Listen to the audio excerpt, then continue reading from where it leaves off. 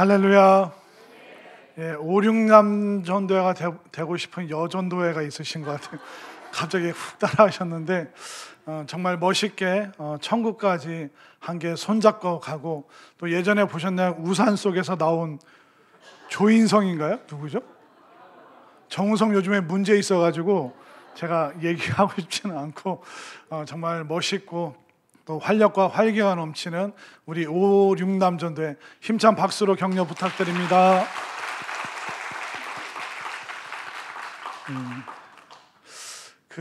우리가 살아갈 때 두 종류의 사람이 있는데, 소망이 없는 사람이 있고 소망을 지니고 살아가고 있는 사람이 있습니다. 자, 소망이 없는 사람은 어떻게 할까요? 그냥 그럭저럭 살아갑니다. 근데 소망이 있는 사람은 잘 준비하면서 살아갑니다. 여러분들도 잘 한번 생각해 보십시오. 내가 학창 시절에 시험을 앞두고 공부를 했나 안 했나 생각해 보십시오. 자, 저쪽 한 반에 50명 있을 때 한 45등 하는 친구는 내일이 시험인데 공부를 할까요, 안 할까요? 공부 안 합니다. 어차피 공부해도 44등, 공부 안 해도 46등이기 때문에 45등은 별로 시험 준비를 안 합니다. 근데 반에서 1, 2등 하는 친구들은 뭐 합니까? 시험 전날 밤을 새서 시험을 준비를 합니다. 왜? 소망이 있기 때문에. 야, 이번에 내가 조금만 더 잘하면 내가 1등이 될 수 있겠구나. 우리 5, 6남은 어땠을지 한번 이게 모습을 한번 보시기 바랍니다. 소망이 넘치신 믿습니다. 네? 소망이 있어서 잘 준비를 하신 분들이 5, 6남전도에 한 5, 6등은 했다. 반에 한 10명 있었으니까 한 5, 6등은 하신 분들이기 때문에, 그래서 소망이 분명한 사람들은 준비를 잘 하는 사람들이에요. 저는 제 인생 살아오면서 언제 제일 소망이 넘쳤나 이렇게 설교 준비하면서 생각해 보니까, 휴가 가기 전날 군대에서, 군대 갔다 오신 분들은 알죠? 와, 내가 다음 달 나 휴가 나가. 휴가 2주 앞으로 다가왔네. 일주일 지나면 이제 나 휴가다. 와, 내일 휴가 나간다. 그래서 제가 처음 그 이등병 생활하고 아마 3개월인가 6개월 후에 이제 처음 휴가, 아마 한 5박 6일짜리 휴가를 나갔던 것 같아요. 그때 제 사수, 그러니까 제가 이등병으로 들어갈 때 상병 서열이 이제 저를 챙겨주고, 또 다른 이제 제 동기가 있었는데 또 상병 서열에서 챙겨주고, 이제 챙겨주는 분이 있는데, 그분이 야, 너 뭐 다림질도 못하고, 그러니까 여기 그 군복 밖에 나오면 아무도 안 쳐다보는데, 야, 너 군복 3줄로 너 해줄게. 보통 이등병은 이거 2줄인데 너는 3줄이야 하면서 막 3줄을 해줍니다. 그리고 혹시 여자분들은 모르실 텐데, 전투화를 구두약으로 닦는데 물광이 있고 불광이 있습니다. 이게 물광은 뭐냐면 이렇게 물을 묻혀서 이렇게 천천히 오랫동안 닦는 거예요. 불광은 뭐냐면 그 구두약 있잖아요. 거기다 불을 탁 붙이면 불이 확 하면서 이게 더 쫀득쫀득해진다. 찐득찐득. 그럼 불을 끄고 그 뜨거워진 그 구두약을, 이게 너무 전문적인 거라서 이게 이해를 하시나 모르겠는데, 그러면 이제 그러니까 저한테 물어보니까 물광으로 해줄까 불광으로, 화끈하게 불광으로 해달라고. 그러면 그 상병 그분이 막 이렇게 하루 전날 막 이렇게 해주는 거예요. 그래서 가는 날 이렇게 쫙 해서 처음 휴가니까 탁탁 잘 갔다 오라고. 그러니까 이게 군대에서 이렇게 갇힌 공간에서 자유로운 공간으로 나올 때 그때 막 소망이 넘칩니다. 그리고 그 소망을 위해서 주변에서 막 이런저런 준비를 해줍니다. 그런데 휴가 안 나가는 일병은 뭐 할까요? 그냥 먹고 자고. 왜? 휴가 안 나가니까 아무 소망이 없으니까 아무런 준비를 안 해요. 여기 좀 줄이 구겨져도, 또 전투화에 군화에 그 흙이 좀 묻어 있어도 별로 신경을 안 씁니다. 어차피 휴가에 대한 소망이 없기 때문에. 이렇게 소망이 있는 사람들은 많은 걸 준비하죠. 갑자기 이제 군대 얘기하니까, 제가 요즘에 그 기차역, 대전 KTX 타러 기차역을 자주 가는데, 어느 날 보니까 이제 딱 가다가 이제 5시 반인가 6시쯤 됐는데 그 기차역 광장 앞에 군인들이 3명이 있고 어떤 민간인이 이렇게 앉아서 사진을 찍어주는 거예요. 근데 이렇게 그 지나오면서 들으니까 뭐라고 하는지 아세요? 제가 이렇게 설 테니까, 그러니까 군인이 말을 하는 거예요. 찍어주는 사람한테. 제가 이렇게 이 대전역 이렇게 보시면 제 머리로 대자를 가릴 테니까 전역자가 나오게 해주세요. 무슨 얘기인지 아시겠어요? 이제 군대 제대한 3명이 집이 대전인 것 같아요. 그래서 전방에서 버스 타고 기차 타고 대전역 이제 한 6시쯤에 내린 것 같아요. 그러니까 그 뭐라고 써 있어요? 대전역에? 대전역이 있으니까 대자만 가리면 뭐가 나와요? 예, 나 오늘 전역한다니까 이게 각도를 잘 잡아서 제가 대자로 이렇게 대자를 가릴 테니까 전역 이거 나오게 해서 그냥 웃으면서 팍 찍는데 와, 얼마나 소망이 넘치고 제가 옆에 가서 막 박수치고 같이 막 찍어주고 싶더라고요. 그러니까 그 소망이 있는 사람은 준비를 하는 거예요. 그 대전역을 어떻게 그 대자를 가리고 전역을 딱 사진에 딱 그 집어넣을까, 그 생각을 어떻게 했을까? 소망이 있기 때문에 이렇게 해볼까, 저렇게 해볼까, 오늘 제대하는 이 전역하는 이 날을 뭘로 기념을 해볼까. 그런데 소망이 없는 사람은 사진은 뭐 찍든 말든 뭐 박수를 치든 말든 소망이 없는 사람은 아무런 준비를 안 합니다. 또 여러분들 그 해외 여행을 앞두고 있는 사람 생각해 보십시오. 그 사람 뭐 준비합니까? 여권 이거 날짜 6개월 남았나, 아직 1년 남았나, 여권 준비합니다. 그래도 뭐 준비합니까? 네? 딱 선글라스. 옛날 거 내가 그거는 좀 못 쓰겠고 새 거 이거 가져가서 나 사진 팍팍 찍어야지. 또 뭐 준비할까요? 컵라면, 고추장, 깻잎. 왜냐하면 그 여행을 소망하고 있기 때문에 소망이 있는 사람은 이렇게 많은 것을 준비하는 것입니다. 그렇다면 오늘날 우리가 믿음을 갖고 살아가는 우리에게는 어떤 소망이 있고 또 무엇을 준비해야 되는가? 오늘 말씀이 알려주고 있습니다. 자, 우리가 소망을 가진 사람이라는 것을 오늘 요한일서 3장에서 분명히 알려주고 있는데, 자, 오늘 본문 1절 말씀을 한번 볼까요? 자, 본문 1절 말씀 함께 읽겠습니다. 시작. 보라, 아버지께서 어떠한 사랑을 우리에게 베푸사 하나님의 자녀라 일컬음을 받게 하셨는가. 예, 거기까지. 자, 화면으로 보세요. 제가 다시 한번 여기까지 읽어볼게요. 보라, 아버지께서 어떠한 사랑을 우리에게 베푸사 하나님의 자녀라 일컬음을 받게 하셨는가. 이게 질문일까요? 감탄일까요? 감탄입니다. 그러니까 하나님께서 우리를 어떻게 사랑하셨지라는 물음표, 질문이 아니라 하나님 아버지께서 우리를 어떻게 사랑하셨는가 감탄하면서 지금 사도 요한이 기록하고 있는 것입니다. 여러분들 요즘에 제 설교 이 구성을 잘 아실는지 모르겠는데 주일날은 제가 어디 말씀 설교하고 있죠? 요한복음을 설교하고 있습니다. 그리고 주일 오후 예배 때는 어디 말씀을 설교할까요? 요한일서. 그리고 요즘에 새벽기도 본문은 어딜까요? 요한계시록입니다. 이 세 가지가 사도 요한이 기록한 내용입니다.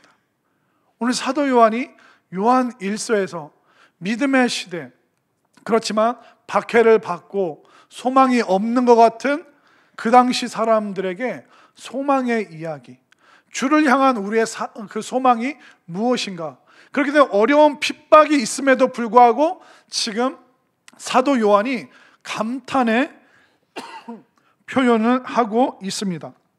어떻게 감탄을 했냐면 1절을 다시 한번 보십시오. 1절에 보면 보라, 아버지께서 어떠한 사랑을 우리에게 베푸사. 하나님이라는 표현을 안 쓰고 아버지께서, 보라, 아버지께서 우리를 얼마나 사랑하셨는가. 지금 감탄을 하면서 이 사도 요한이 하나님 아버지의 사랑, 아버지께서 얼마나 우리를 사랑하시는가. 여기서부터 핍박의 시대 속에서도 사도 요한은 소망을 붙잡고 있는 것입니다. 하나님께서, 아버지께서 어떻게 사랑하셨을까요? 하나님이 세상을 이처럼 사랑하사 독생자를 주셨으니. 그러면 독생자이신 예수님은 무엇을 하실까요? 그가 우리를 위하여 목숨을 버리셨으니. 왜 목숨을 버리셨습니까?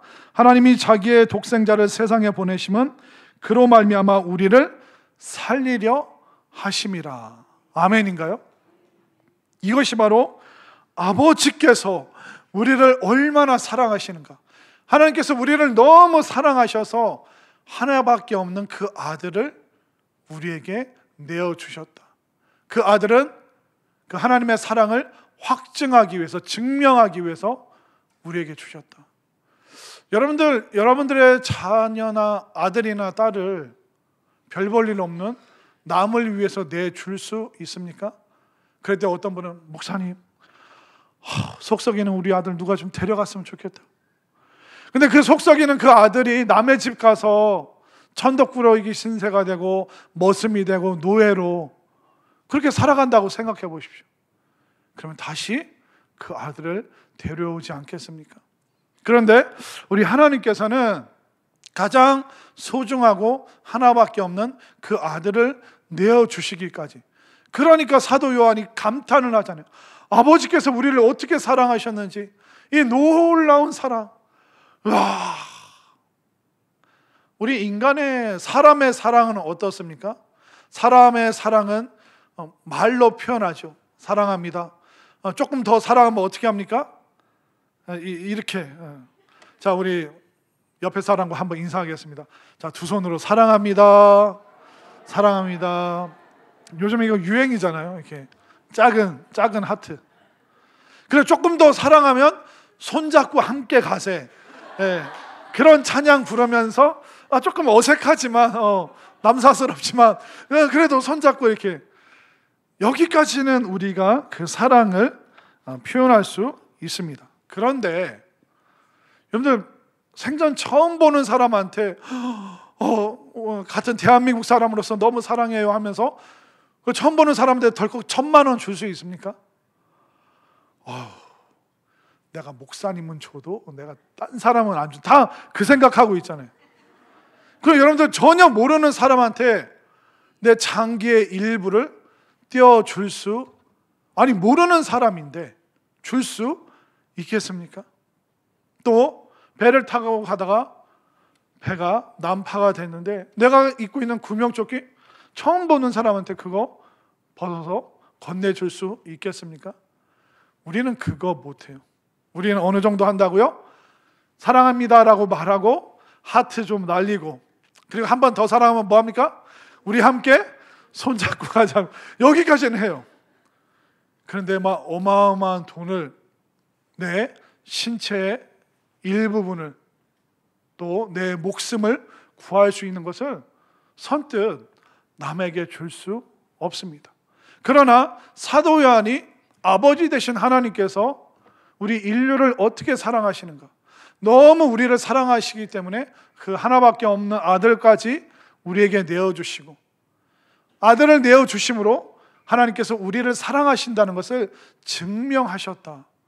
와, 이 하나님 아버지의 사랑이 얼마나 놀라운가, 그런 감탄을 하고 있습니다.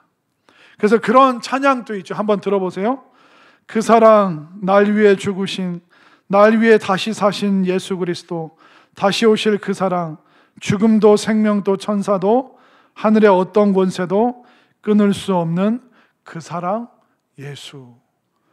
그러니까 이 하나님 아버지의 사랑, 예수님의 사랑은 우리 사람이 말하는 그 사랑과는 전혀 다른 차원의 사랑입니다. 그러면 하나님께서 왜 그렇게 감탄을 일으키는 그 사랑을 베풀어 주셨는가? 1절을 다시 한번 보시기 바랍니다. 1절 우리 읽습니다. 시작. 보라, 아버지께서 어떠한 사랑을 우리에게 베푸사 하나님의 자녀라 일컬음을 받게 하셨는가? 우리가 그러하도다. 그러므로 세상이 우리를 알지 못함은 그를 알지 못함이라. 아멘인가요? 하나님의 자녀라 일컬음을 받게 하셨다. 우리가 그러하다. 맞아. 우리가 하나님의 아들이 되고 하나님의 딸이 되고 우리가 하나님의 자녀가 되었다. 바로 예수님을 우리에게 보내주신 것은 하나님께서 우리를 자녀 삼기 위한 법적인 절차임을 믿으시기를 바랍니다. 여러분들 혹시 입양 절차를 아십니까? 예전에 우리나라에서 어디 스웨덴인가요?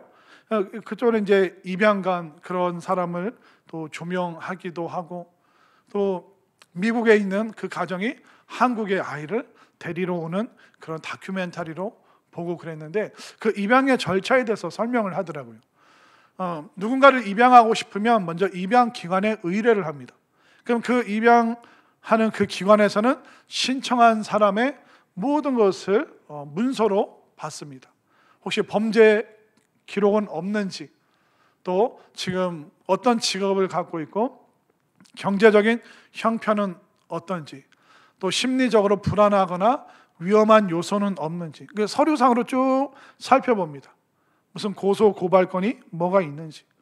그리고 이제 서류 통과를 심사 통과를 하면 이제 상담사가 가서 밀착 이제 질문을 몇 차례 계속 방문을 합니다. 혹시 이렇게 대화를 하는 중에 지난번에 했던 것과 다르게 표현하는지, 또 그 가정의 모습이 어떠한지, 그걸 쭉 확인한 다음에 그 다음에 입양을 허락을 받고, 합법적으로 이 아이가 내 아들, 딸이 되고, 그 후에도 입양기관에서 수시로 방문을 해서 별일 없는지 계속 확인을 합니다. 그런데 이렇게 서류적으로 법적인 절차를 통과하잖아요. 그럼 합법적으로 이 아이가 우리 집의 아이가 되는 것입니다. 그러면 우리는 죄에 짓눌려 있고 그 죄의 법칙 아래에 있는 우리가 합법적으로 하나님 자녀 되는 방법이 뭘까요? 여러분들 죄가 있으면 여러분들이 그 죄를 담당하면 됩니다. 그러면 죄가 소멸이 되는 거예요. 그러나 하나님 앞에서의 그 죄는 사망, 죽음으로, 그러니까 멸망으로만 그것이 해결될 수 있습니다. 근데 하나님께서 어떻게 하셨어요? 우리의 죄를 예수님께 전가시키고 예수님의 흠없음이 우리에게 교환되어서 합법적으로 이 죄의 문제를 그냥 넘어가신 게 아니라 그 죄는 누군가가, 내가 담당하든지 다른 나랑 똑같은 사람이 담당하든지, 그래서 사람이 되신 예수님께서 우리의 죄를 대신 담당하셔서 죄의 문제를 해결하시고 합법적으로 하나님께서 우리를 하나님의 자녀로 입양하셨음을 받아주셨음을 믿으시기를 바랍니다. 그러니까 사도 요한이 하나님께서 예수님을 통해 우리를 사랑하신 그 사랑이 얼마나 놀라운지, 그리고 이 모든 합법적인 절차를 통해서 우리의 죄를 사하시고 우리를 하나님의 자녀로 삼아 주시다니, 감탄을 할 수밖에 없는 그 고백을 지금 하고 있습니다. 이 사도 요한의 이 마음의 경험이, 또 이 마음의 고백이 여러분들의 경험, 또 여러분들의 고백이 될 수 있기를 바랍니다. 특별히 우리 5, 6 남전도에 정말 하나님의 멋진 아들로 그렇게 살아가시기를 바랍니다. 자, 이렇게 하나님께서는 우리를 당신의 자녀로 받아주셨습니다. 근데 문제는 뭐냐면 세상 사람들은 이걸 몰라준다는 겁니다. 한번 말씀을 볼까요? 자, 1절 말씀 맨 끝에 보면 세상이 우리를 알지 못함은 그를 알지 못함이라. 그러니까 우리는 교회를 열심히 다니고 함께 손잡고 가고 있는데 세상 사람들은 이걸 몰라줍니다. 그리고 심지어 세상 사람들은 뭐라고 합니까? 야, 교회 다니는 너보다 내가 더 나은 것 같다. 야, 너 교회 다니는데 이래? 교회 다니는 사람들이 저래? 그러면서 우리의 믿음에 대해서 평가절하할 때가 얼마나 많습니까? 그렇기 때문에 우리는 분명히 하나님의 자녀가 된 소망이 있는데 그런데 이것을 실제 삶 속에서 우리가 잘 구현하지도 못하고 잘 체험하지도 못합니다. 피부로 느껴지지가 않아요. 그 이유가 뭐냐면 2절에 나와 있습니다. 2절 말씀 읽습니다. 시작. 사랑하는 자들아,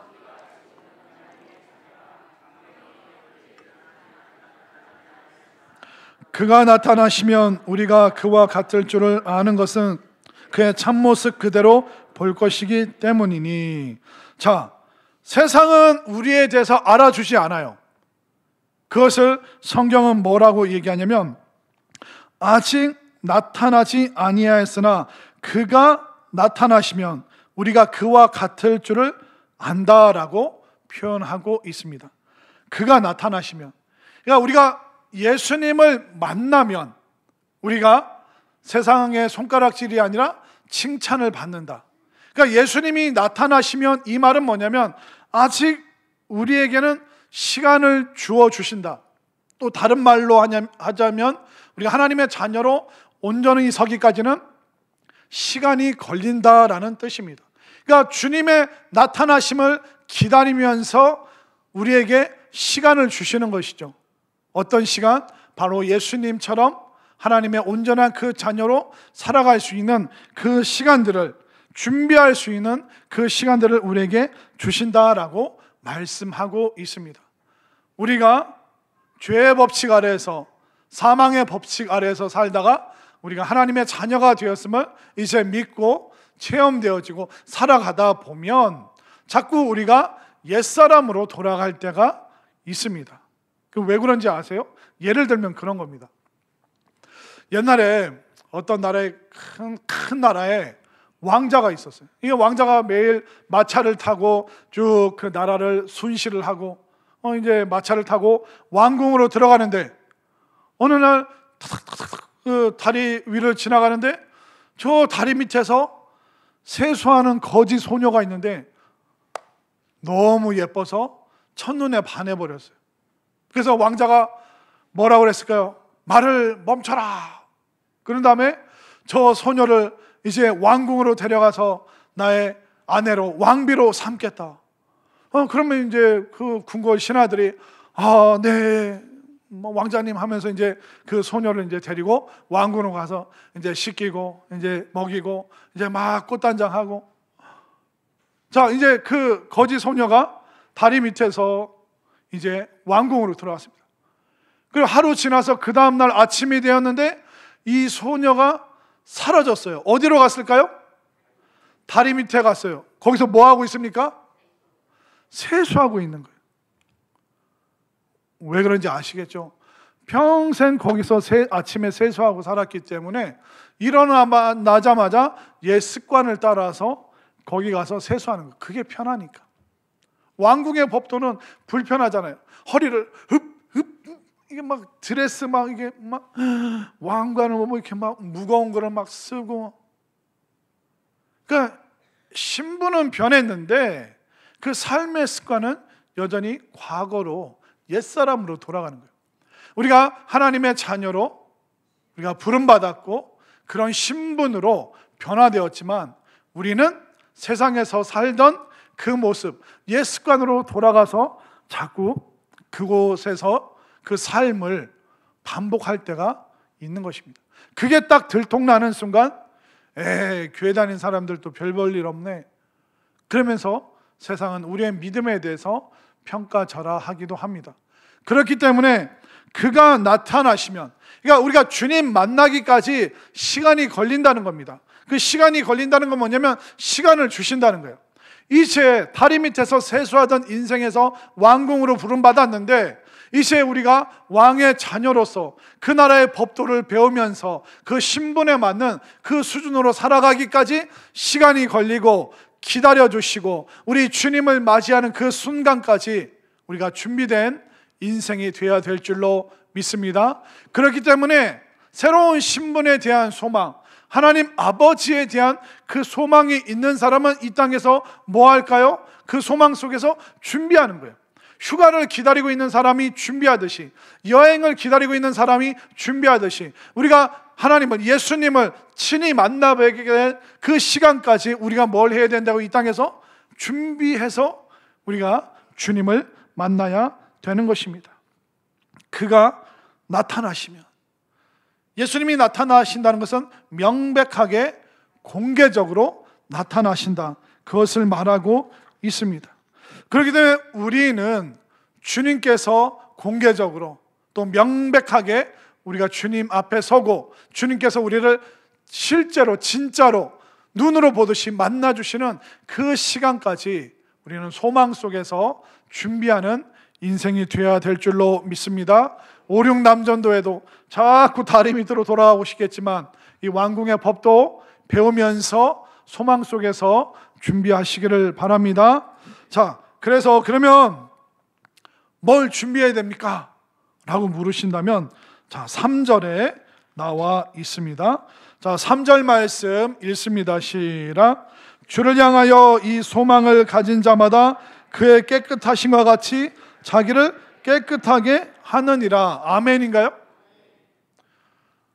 하나님께서 우리에게 막 백두산을 100번 올라라, 히말라야를 100번 올라라, 그런 말씀하시는 게 아니라 깨끗하게. 왜냐하면 그 깨끗하신 주님과 만나기 때문에. 만약 여러분들이 되게 높은 사람을 만났는데 그 사람이 악수를 청했는데 내 손에 더러운 게 묻었어요. 그러면 이게 계면적어서 미안해서 손을 내밀지 못합니다. 우리가 함께 악수하기 위해서는 어떻게 해야 될까요? 손을 먼저 깨끗하게 씻을 때, 깨끗하게 준비됐을 때, 윗사람이 손을 내밀었을 때 우리도 공손하게 손을 내밀고 악수를 할 수 있는 것이죠. 우리 5, 6 남전도에도 손 깨끗하게 씻었죠. 아까 손잡기 전에. 안 그러면 내가 미안해서 손을 못 잡는 거예요. 죄송해서 손을 못 잡는 거예요. 그러니까 상대방이 악수를 청해도 내가 그 사람에게 어울리지 않기 때문에. 우리가 천국에 들어가는데 내 마음이, 내 영혼이 더럽다면 천국 문 앞에서 느껴지는 거죠.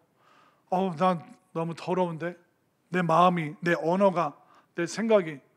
그럼 내가 천국에 어울리지 않는 사람이라는 그 부끄러움 가지고, 죄스러움 가지고 우리가 주님 앞에 갈 수밖에 없다는 것입니다.